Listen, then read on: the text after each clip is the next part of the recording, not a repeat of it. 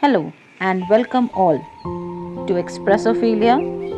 Today we will be learning chapter 1.6 Alchemy of Nature from Maharashtra State Board's textbook. To see a world in a grain of sand and a heaven in a wild flower, hold infinity in the palm of your hand and eternity in an hour. William Blake.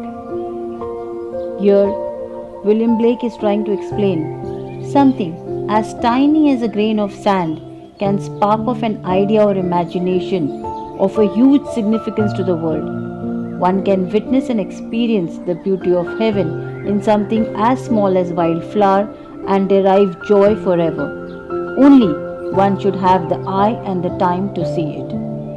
Infinity is endless space, but just an hour in your life can make a difference to the world forever. Great deed can surpass the limit of time and space. They never die. We instinctively turn to outdoor activities and nature as a way of relaxing and enhancing our well-being. Nature soothes and nurtures. Nature fulfills and motivates. Nature whispers and commands. Are you listening? When I do, it leaves me in complete awe. We have a hibiscus plant in our garden. Every fortnight, a flower blooms on it, big, bright, and tender. Through the day, it smiles with the sun and dances with the wind. But as evening approaches, it starts wilting. The morning after it withers completely, and by evening, it falls and becomes one with the earth again. The flower comes to life only for a day, yet it does so in full splendor. What if we too lived our life, however short, to its fullest? Here, the writer is stating that instinctively or naturally we turn outdoor, or rather towards the nature for relaxing or enriching ourselves. Nature soothes us, nurtures us, it fulfills us and motivates us. It also whispers us and then commands. And when we listen to its command, we are in complete amazement or wonder. Here, the writer beautifully explains with the example of a hibiscus plant which is planted in his garden. Every 15 days, a flower blooms out of it, which is big, bright, and tender.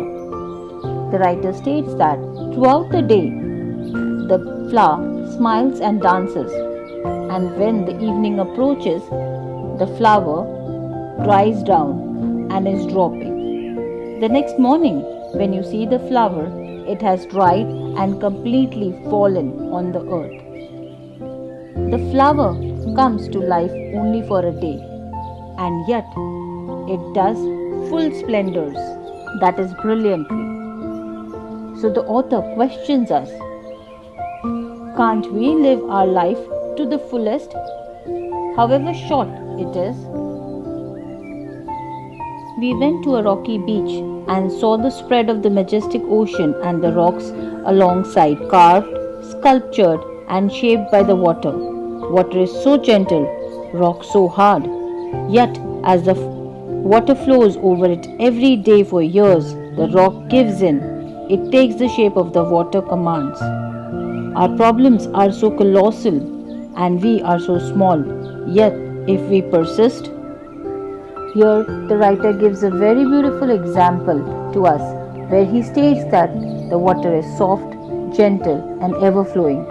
However, for years, if it flows on the rock, it molds the rock. Thus, in this, we learn the quality of being soft, obedient, free-flowing, which done with persistence could lead to great results and could reshape the hardest of the structures and make them dance to your tune. We saw small bits of grass peeping through the small cracks in a concrete pavement. It left us thinking, however impossible things may look, there is always an opening. Writer here, with a very beautiful example from our day-to-day natural life, explains us that however hard the concrete road would be, still the small grass finds an opening from the impossible. So, as it is said, where there is a will, one always finds a way. We saw a tree bare of all leaves in the cold winter months. We thought its chapter was over, but 3 months passed, spring set in, and the tree was back to its majestic once again, full of leaves, flowers, birds, and life. What if we too had the conviction that, however difficult things are right now, it will not remain so forever? Remember, this too shall pass.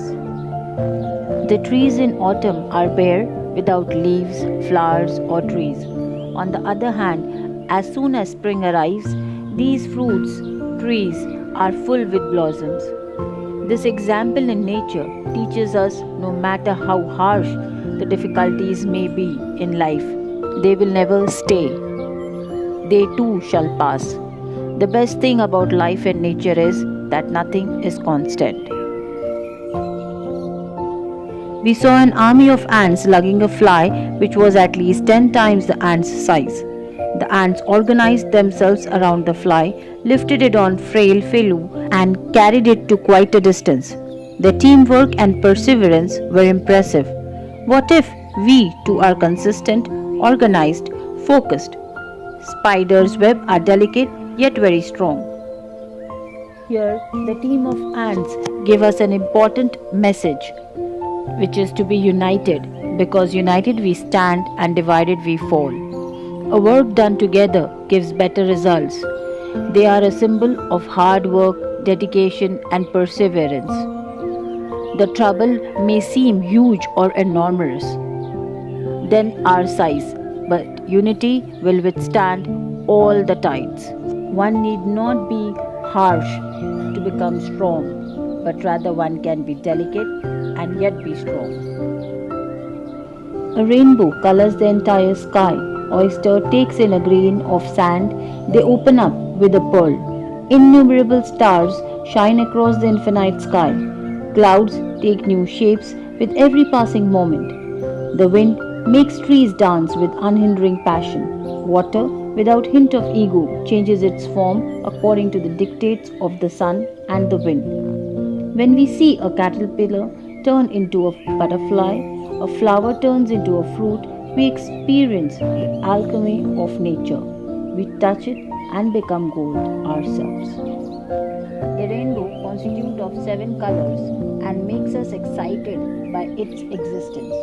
However, this rainbow occurs after a heavy rainfall and when the sky is dark.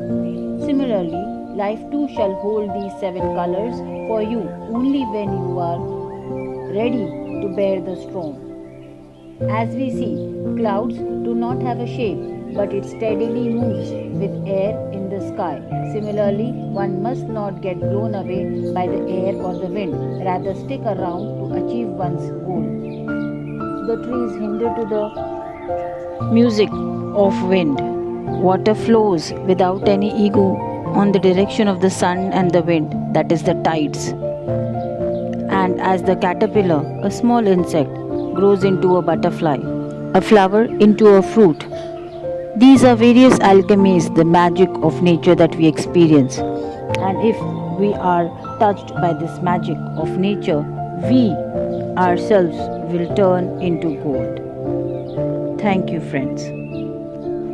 Please stay tuned for more educational videos on Expressofillia, and I'm happy to announce that we have launched a new channel, Expressofillia Unplugged. Stay tuned, subscribe and like. Thank you.